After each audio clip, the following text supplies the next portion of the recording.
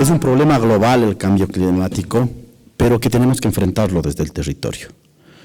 Yo quiero saludarles a nombre de Pablo Jurado, el presidente de Congope, de los 23 prefectos, pero quiero contarles una cosa.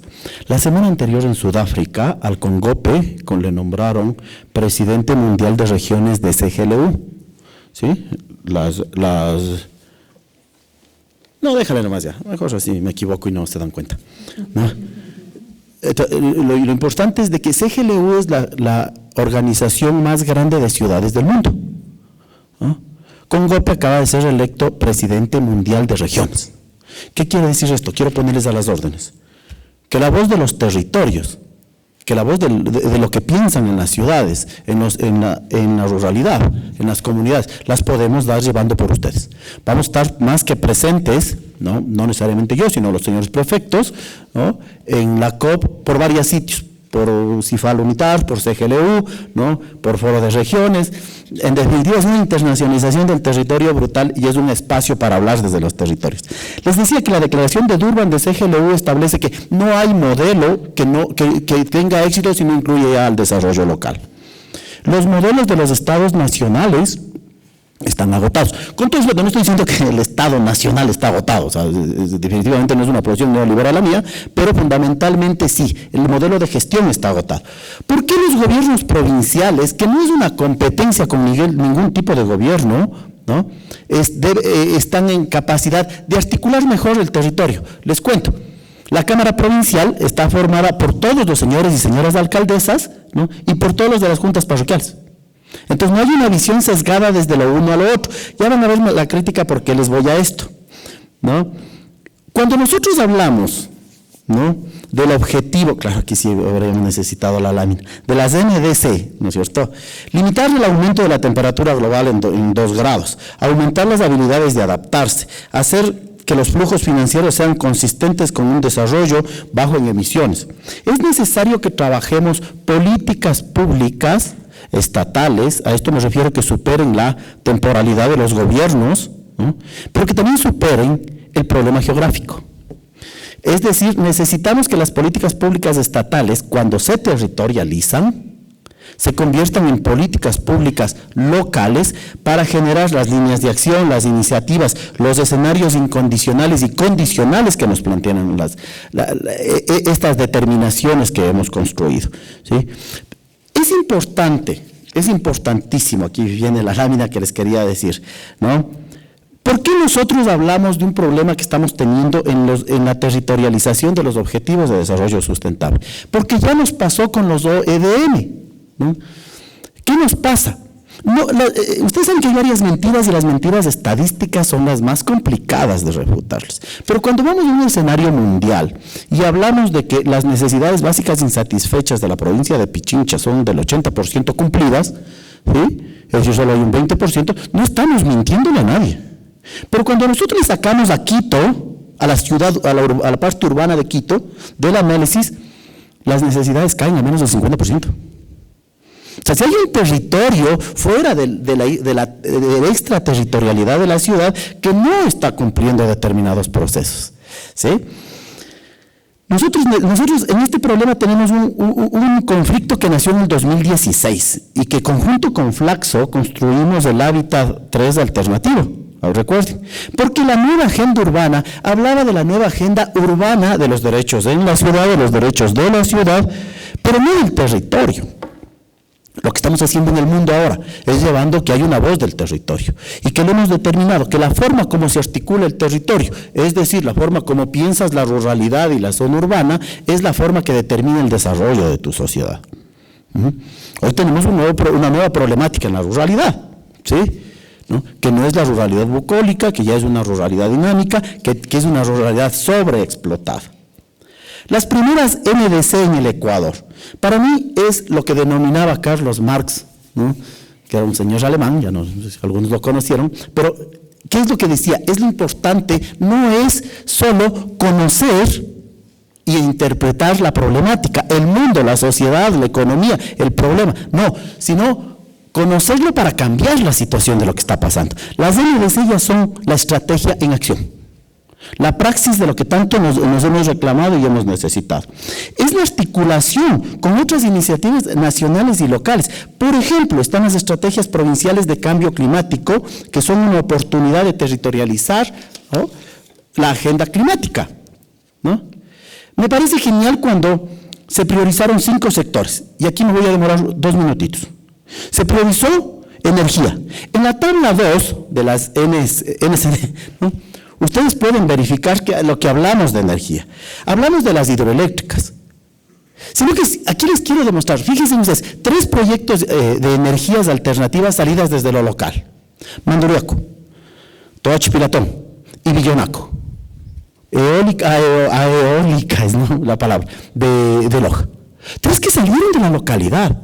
Tenemos 7 propuestas de hidroeléctricas que no son las megas propuestas que terminan generando los cambios. Les cuento, la del Guayabamba, la cuenca del Guayabamba, ¿no?, que va desde aquí, desde el Guayabamba hasta Esmeraldas, donde está Manduriaco, son 7 propuestas adicionales. Son pequeñas, los embalses no significan un gran deterioro de tierra ni explotación, ¿no? Son las que podemos hacer nosotros, y las hicimos. Llegó la política centralista, ¿no?, del gobierno anterior y nos planteó, no, presten para acá. Bueno, ahora ustedes saben también lo que pasó ahí, ¿no es cierto? No. Me parece genial que Villonaco 2 vaya. Va como propuesta de Estado, está súper bien. Vamos por ahí. Nosotros podemos trabajar. Pero hablemos de la necesidad de la lógica en esto. Fíjense ustedes que estamos hablando en las estrategias, ¿no?, en energía, en la tabla 2, del reemplazo de cocinas de inducción. Pero si acabamos de cerrar el proyecto del cambio de cocinas de inducción, por Dios. Yo creo que si podemos hablar, entréguenos a los gobiernos locales. Es un proyecto bastante manoseado, bastante complicado, que al gobierno central le trae problemas. Entonces, se dan cuenta del tipo de agotamiento del que estoy hablando. No estoy hablando de un agotamiento de no existencia del gobierno central, ni de los estados, ¿no?, sino que estoy hablando de que hay cosas que las podríamos hacer nosotros, ¿no? Los procesos industriales, tenemos un problema complicadísimo si no repensamos como país, ¿no? Recuerden que la inversión extranjera vino a $1.500 millones, de los cuales 60% de esa inversión, ¿no?, fue para explotación minera. Que no va en la línea precisamente de lo que estamos hablando. La agricultura, vean, no es que nosotros somos 23 ángeles, y me atrevo a decir, ni 221 alcaldes y alcaldesas son 221 ángeles, no.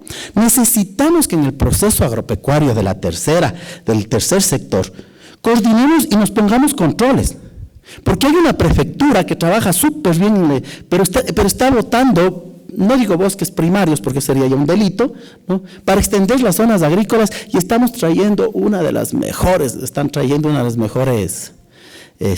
ganado, no sé si ustedes me recuerdan el ganado sobre todo, Agnus dice cómo es. Fíjense que una de la mejor carne del país, de ahora, ¿no?, está en Morona, Santiago. Yo les recomiendo que vayan allá a comer macas más espectaculares que las de Quito, pero eso no está bien. Nosotros estamos actuando por un lado, tal vez ustedes están actuando por la conservación y yo estoy actuando por aumentar la producción de ganado vacuno. No trabajando con eficiencia, que deberíamos trabajar los dos. Ahí es importante que el gobierno central nos ponga en norma. El uso del suelo, el cambio de uso de suelo y la silvicultura, el famoso USCUS, ¿no? Si no ponemos este problema, porque tenemos 2 problemas súper básicos ahí. El urbanismo. Señores, hemos entregado a los municipios y a los gobiernos locales la capacidad de que nosotros definamos cuál es la zona urbana y cuál es lo más peligroso, cuál es la zona de expansión urbana. Les cuento para los quiteños. La zona de expansión urbana del municipio de Quito está hasta Pinta, ¿sí?, donde se crían animales ¿cómo es?, en estado todavía semisilvestre, ¿sí? Entonces, si no nos ponemos esto, cuando nosotros hablamos que hay que fortalecer la superficie de zonas bajo mecanismos de conservación, desde la política nacional estamos planteando, pero nosotros desde la política nacional, desde la política local te estoy diciendo, chévere, ¿sabe qué? Vengan y urbanicemos esta parte. Es esquizofrénica la situación, ¿no les parece? ¿Sí? Entonces, les decía, no tengo 23 santos. Claro que si uno de ellos no iba a pedirme renuncia, pero el manejo de residuos sólidos, imagínense, me parece que es el 50% de los municipios pequeños y ciudades pequeñas que todavía seguimos manejando como botaderos.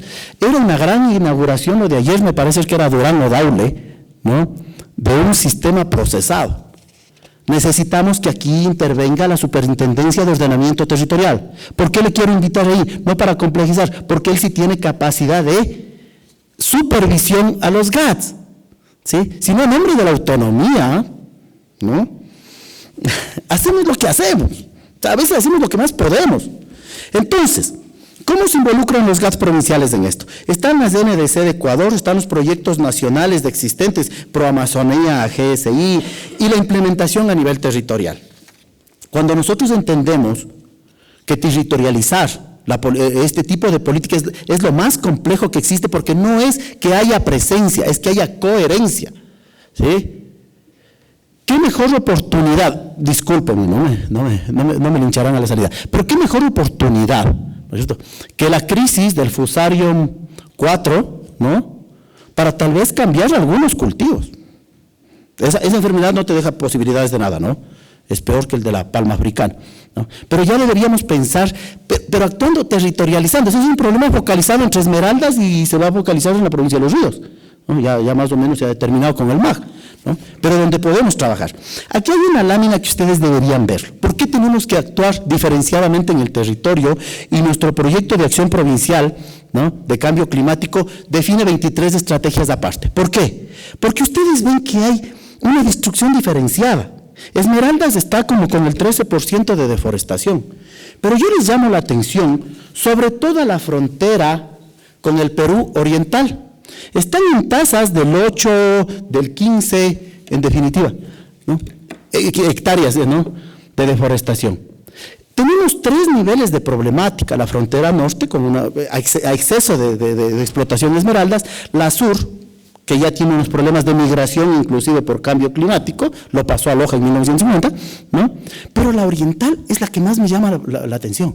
Nosotros peleamos por el Yasuní, pero ¿qué está pasando en la frontera peruana? ¿Ah? Está en explotación petrolera, está en explotación de maderas, de maderas, de las maderas, ustedes me entienden, ¿no? Yo solo les quiero llamar la atención una cosa: yo no quiero entrar en un conflicto de seguridad, como le decía el ministro de Defensa, pero cuando los enterados de esto discutíamos la famosa invasión de Saddam Hussein a Kuwait, la primera versión de Saddam Hussein, claro, antes de que lo ahorquen, ¿no?, fue que Kuwait le estaba perforando horizontalmente. Eso existe. Acuérdense que para el Yasuní se había definido como país que iba a ser un tipo de perforación así. No se ve que los peruanos están sacando por ese lado y nosotros nos peleamos por conservar. Revisen eso. Le he planteado al Congreso Nacional ayer el tema de la plata que se necesita en el presupuesto para ese tipo de vigilancia, que es importantísima, ¿sí? Porque todos discutimos el problema de Esmeraldas y el Huacho, y el problema del sur y el contrabando de la cebolla en Machala, sí. ¿Cómo no se puede presentar? Cuando ustedes ven esa tasa de variación de la deforestación, Esmeraldas, pero cae luego, llega a Morona, Santiago. Recuerden, esto que les decía, algo no tendrá que ver que se está produciendo la mejor carne del país, pero a cambio de la mayor tasa de deforestación del Ecuador. Digo, ¿no? Es importantísimo. ¿Qué hicimos con este proyecto? Hicimos un diagnóstico provincial, un análisis de riesgo climático, las aproximaciones, y les combinamos con las NDC. Es un proyecto interesantísimo que podemos seguir llamando la atención fundamentalmente, ¿no?, y llevar las voces de ustedes. El objetivo es implementando acciones para la reducción de brechas entre lo urbano y rural. Uno de los objetivos, los objetivos estratégicos, reducir la brecha de desigualdad, y empata con las NDC y con los ODS. No quiero... Tómenlo esto con la mejor amplitud mental. Pero en los temas de contexto general, brechas de género, tenemos que trabajar muchísimo el problema de migración por cambio climático, ¿sí? Ya Loja la pasó. Ya tenemos obra que ya no es necesaria en la localidad porque la gente está migrando a las zonas urbano-marginales, nuevamente. En el tema de género, tómenle con el mayor respeto que lo quiero decir, pero tomemos en cuenta esto. Hoy día, una de las más grandes noticias fue que Alemania no iría al Mundial de Fútbol de Qatar. ¿Saben por qué? Porque en Qatar se violan los derechos de igualdad de las mujeres. ¡Genial! Los que vivimos, comemos, soñamos fútbol, quisimos que se cambie de Qatar, porque es inhumano para los futbolistas ir a jugar ahí, pero no pudimos, nunca se pudo. Pero ahora Alemania acaba de poner el dedo en una llaga. ¿No será, digo yo, que sería un gran ámbito de pelea sobre el problema de género? ¿Sí? ¿No será el tema que a partir de que Alemania acaba de poner el dedo sobre la llaga de Qatar y que no va? Pensemos. Termino. Tenemos construcciones por hacer. Un empoderamiento social sobre la problemática de cambio climático. Nosotros estamos claros. Donald Trump, ojalá lo terminen de sacar desde el que niega, pero no sé, pero veamos a ver qué pasa. Pero tenemos que, más que alarmarle a la gente, hablarle sobre los peligros reales y el futuro, las necesidades de los recursos, porque esto implica renunciamientos, compañeros. Si ese campesino, ¿no?, en Palora deja de botar una hectárea de bosque para no poner 3 o 4 vacas, de algo tienes que compensarlo. ¿Sí? Y ahí es donde entramos a trabajar con los temas de economía ecológica, de política ambiental, en definitiva, con todos estos procesos que son, hagamos un gran acuerdo nacional para dónde avanzar y hasta dónde cumplir. El 2020 no llegó, creíamos que no nos iba a llegar, y el 2025 está a la vuelta de la esquina. ¿Sí? Eso va a significar este y otro gobierno. ¿Sí? Es decir, que ya deberíamos, los políticos, el próximo presidente de la República, ya debería saber cuáles son los acuerdos fundamentales de esto. Hay 3 articulaciones que hay que trabajarlo brutalmente. Una articulación entre lo político, lo legal y lo institucional. Es importantísimo que estas esquizofrenias de las que yo les hablo se resuelvan en un marco jurídico. Una articulación sectorial, territorial, que el gobierno central piense en nosotros y nosotros pensemos en el país, desde lo local. Un fortalecimiento desde la participación social. Señores, aquí lo que necesitamos es ciudadanos totales, que estén comprometidos y empoderados del proceso, del cumplimiento de las NCD y sobre todo el cumplimiento de la estrategia de cambio climático que ha diseñado el gobierno. Y una gestión financiera nacional y local.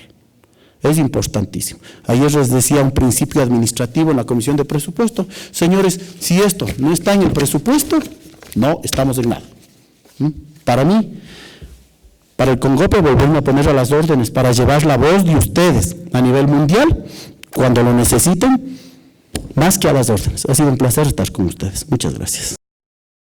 Desde las políticas de género que se han trabajado en el Estado, este es un tema nuevo, ¿no? Entonces, mientras seguimos también nosotras fortaleciendo nuestras capacidades y nuestra experticia en el tema, nos permite, digamos, ese proceso de aprendizaje también mantener una reflexión permanente entre todo el paradigma del cambio climático y todo el paradigma de género.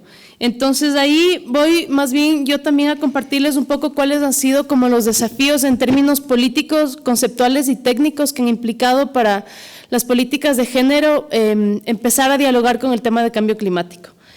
Empezando, quiero solo compartirles algunas cifras que hay a nivel nacional y ya verán cómo diferentes situaciones de desigualdad y de brechas que existen entre hombres y mujeres se relacionan posteriormente a todo el tema de cambio climático. La encuesta de uso del tiempo nos dice que cada semana las mujeres trabajan cerca de 78 horas y los hombres cerca de 60 horas diarias en trabajos no remunerados, lo que implica una sobrecarga de trabajo no remunerado en el tiempo de las mujeres. En el 2015 el trabajo de cuidados no remunerado representó casi el 15% del Producto Interno Bruto. Este dato nos lo arroja la cuenta satélite de trabajo no remunerado desarrollada por el INEC, y en un cambio de la metodología que se hizo para resumir, digamos, el uso del tiempo desde el 2013 al 2017, arroja que el aporte que hay al Producto Interno Bruto del trabajo no remunerado es de hecho del 20%, que representa mayor aporte que industrias como la de la construcción, por ejemplo, que me parece que era como el 12 o 8%. Solamente el 10% de mujeres está ocupada en industrias manufactureras. Las mujeres perciben salarios entre un 13 y 16% menores que sus pares hombres. 1 de cada 10 posiciones de gerencia general es ocupada por una mujer. Y de la última encuesta de violencia, conocíamos que 6 de cada 10 mujeres fueron víctimas de violencia. La nueva encuesta se la presenta este 25 de noviembre en conmemoración por el Día Internacional de la No Violencia contra las Mujeres y probablemente la cifra va a aumentar. Entonces, en ese sentido, es evidente que existen brechas estructurales, profundas y preocupantes alrededor de la vida, ¿no? de las posibilidades de una vida digna y de bienestar entre mujeres y hombres. En ese sentido, hay todavía mucha reflexión y muchos temas que seguir desagregando. Para nosotras, desde el ámbito de género, un aporte importantísimo que existe desde el tema conceptual y de política pública es el concepto de la interseccionalidad. Y creemos que en el ámbito de las normas de cambio climático, decía ahorita Nicolás, es una oportunidad, trabajar en todo este tema es una oportunidad transversalizar el tema de cambio climático en todos los sectores, y nosotras lo vemos como una oportunidad para la lucha de género en general, porque históricamente el país ha estado concentrando su mayor esfuerzo en temas de género, principalmente sobre los temas de violencia contra las mujeres. Y por no haber sido atendido como un tema estructural e integral, como les decía ahorita, las cifras no se han reducido y la problemática no ha mejorado, ¿no? Las mujeres no estamos en mejores condiciones, no tenemos una vida libre de violencia, cada vez la violencia toma nuevas caras y se va complejizando más. Pero en términos de política pública y en la demanda que hay, y en la interpelación que hay entre sociedad civil y Estado, se ha generado también un desgaste porque las respuestas ya no nos avanzan. O sea, vemos que estamos tratando un montón de cosas y finalmente no funciona. El sistema de justicia es un sistema que ha perdido credibilidad para las víctimas de violencia, porque además del sistema penal en sí es un sistema que no atiende a la persona, sino que solo mira el proceso. Entonces, para nosotras, el empezar a trabajar en temas como cambio climático y meter el tema de género nos permite volver a mirar el tema de género desde una mirada que nos represente una oportunidad y no un desgaste, ¿no? Por eso también para nosotras es de suma importancia el trabajo que ya se ha venido realizando en el ámbito de las NDCs para incorporar el enfoque de género. Y ese es solo el inicio, o sea, para nosotras, y nos plantea diferentes oportunidades. Una de ellas es empezar a trabajar en formación y en capacidades con personas expertas en todos los sectores de cambio climático, a quienes les puede resultar, y en algunos espacios nos ha sucedido que no se comprende por qué es relevante, por ejemplo, hablar de cambio de género cuando estamos hablando del sector transporte o cuando estamos hablando de situaciones de riesgos, ¿no? ¿Por qué tenemos que mirar la diferencia entre hombres y mujeres? Entonces, cuando entramos a discutir desde los sectores específicos, podemos mirar toda la complejidad que existe de la experiencia de vida para las mujeres en cada uno de los sectores. Entonces, para hablarles, por ejemplo, del tema de transporte. Entonces, ahí decían, ¿dónde es relevante el tema de diferenciar entre hombres y mujeres en el tema de transporte? Si finalmente el transporte está ahí y el que quiera accede. Entonces, le decíamos algo, y además que ya se ha posicionado un poco en la agenda pública, es el tema del acoso sexual en el transporte público. Ese factor es determinante para que las mujeres accedan o no al transporte público y prefieran o no tener su propio transporte individual, ¿no? Que quieran preferir eso. Si es que el transporte público no es un ámbito seguro para las mujeres y no se consideran temas estructurales como el acoso sexual en el transporte público, entonces no será, y que además este sector impacta en temas de cambio climático, si no se atiende la particularidad que están enfrentando las mujeres, entonces no se podrá incorporar también temas de bienestar de las mujeres en este sector. En temas de riesgos, por ejemplo, uno de los factores muy importantes que todavía en términos de política pública en general nos queda por discutir largamente son los temas de cuidados, ¿no? Ya a nivel internacional hace décadas se planteó que los cuidados impactan directamente en la economía, que deberíamos hablar de una economía del cuidado, que el cuidado no se trata solo de la redistribución del uso del tiempo al interno de los hogares, sino que implica también una obligación del Estado de formular políticas para descargar la sobrecarga de trabajo que tienen las mujeres de trabajo no remunerado y resignificar el valor que se le da al trabajo no remunerado, comprendiendo el tema del salario también como una herramienta política, ¿no? Entonces, en ese sentido, incluso en el ámbito de cambio climático, cuando estábamos hablando o de mitigación o de adaptación, tenemos también que hablar de sistemas de cuidados y de políticas de cuidados. Entonces, en ese sentido, es una oportunidad para mirar el tema de género desde una mirada estructural, integral y también interseccional. Y eso es otro de los elementos que les decía al inicio, que para nosotras es importante porque cuando estamos hablando de hombres y mujeres, no estamos hablando de una sola forma de ser mujeres ni de ser hombres, ¿no? Hay diversidad de situaciones dentro del género de mujeres como dentro del género de hombres. Entonces, en ese sentido, también nos exige mirar situaciones como de vulnerabilidad, como es situaciones de pobreza, la pertenencia a un pueblo, nacionalidad, el tema de la edad, qué está pasando con la atención que hay para personas adultas mayores, personas con discapacidad. Entonces, hay que mirar cada una de esas particularidades para efectivamente poder hablar de capacidades de resiliencia, de medidas de adaptación desde una forma integral. Lo que nos exige además trabajar en el ámbito de cambio climático es volver a mirar la colectividad, que es algo que desde nuestra lógica urbana, mestiza, ¿no? Hemos dejado de mirar. Casi que las políticas se enfocan solo a una lógica y comprensión individual y no sabemos cómo mirarlo desde la colectividad. Y trabajar en las normas de cambio climático nos exige mirar la responsabilidad que hay a nivel colectivo. Entonces, ahí, por ejemplo, como contarles un poco cómo ha sido realmente compleja esta mirada del individual. Nosotras tenemos la Convención CEDAW, que es la Convención contra la eliminación de todas las formas de discriminación contra las mujeres. Esa convención te habla de medidas específicas que se tienen que dar para mejorar la condición de vida de las mujeres a nivel individual, ¿no? Ahora el Comité CEDAW se da cuenta, por ejemplo, que para las mujeres indígenas la individualidad no es la prioridad, porque para las mujeres indígenas que pertenecen, ¿no?, a una comunidad, lo prioritario es lo colectivo. Y entonces ahí es analizar cómo entra a dialogar el paradigma de los derechos colectivos con el tema individual. Y entonces el comité dice, claro, la convención resulta insuficiente para responder a un gran porcentaje de mujeres que además son directamente afectadas, probablemente las más afectadas o entre las más afectadas por los temas de cambio climático.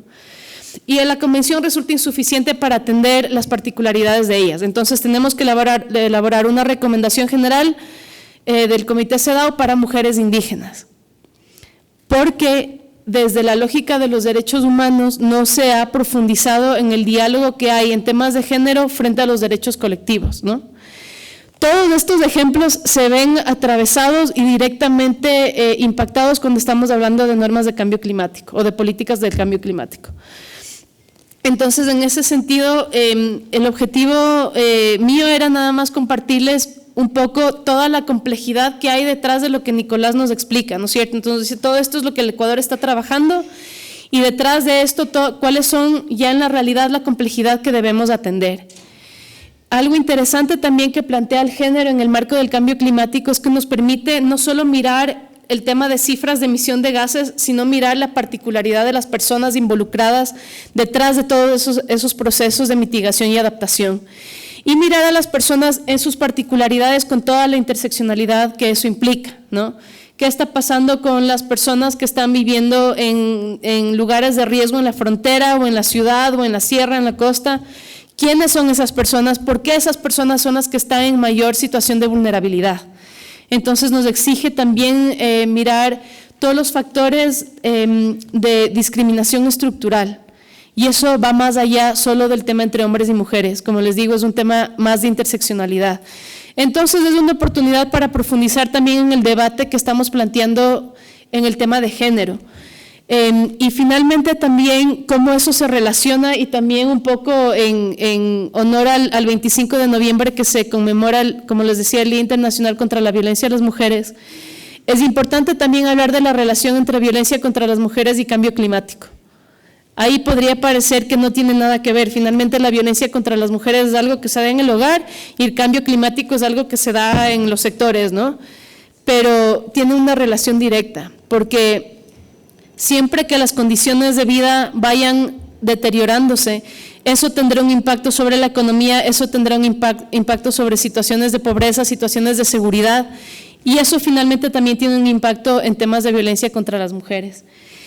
Y ahí uno de los factores que se ha identificado y que se ha trabajado en el marco de las NDCs, como decía Nicolás, el país es pionero en transversalizar el tema de género en las NDCs, es que es importante que las mujeres estén en los espacios de toma de decisión, pero esto no puede llegar a pasar si no comprendemos todo este paradigma del cambio climático.